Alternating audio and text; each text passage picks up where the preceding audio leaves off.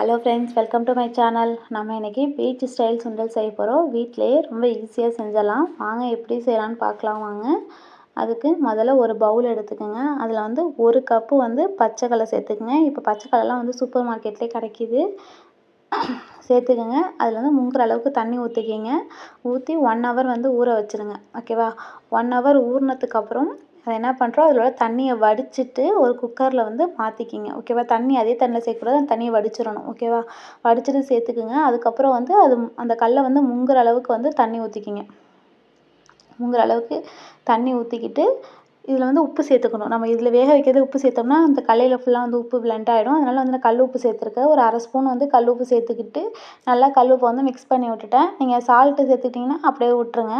Next அதை மூடி போட்டு விசில் வச்சுருங்க. எத்தனை விசில் வைக்கணும்னா ஒரு 5லேருந்து 6 விசில் வைங்க. அப்போ தான் வந்து கடல வந்து நல்லா சாஃப்டாக வெந்திருக்கும். அப்போ தான் நமக்கு சாப்பிடவும் கரெக்டாக இருக்கும், பதமாக இருக்கும். 6 விசில் அதிகபட்சம் வைங்க. நெக்ஸ்ட்டு ஒரு பவுலில் மாற்றிக்கிங்க. அதை வந்து தண்ணியை வடிச்சிட்டு ஒரு பவுலில் மாற்றிக்கிங்க கடலைய. ஒரு மீடியம் சைஸ் வெங்காயத்தை வந்து கட் பண்ணி எடுத்துக்கங்க.